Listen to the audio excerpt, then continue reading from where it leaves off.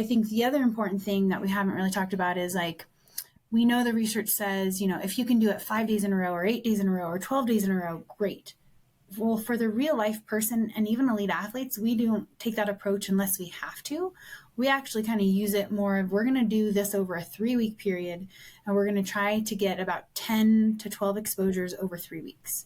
So then we spread those out within a training cycle to optimize the days that we're doing training intervals, is that maybe we're not going to do heat that day because power output is really critical, and we're going to do it on a long ride day, or vice versa. Maybe the long ride day is a really critical one and we only have an hour of training and we're going to do it on the heat intervals or on the interval day. So it kind of depends on what your training plan looks like.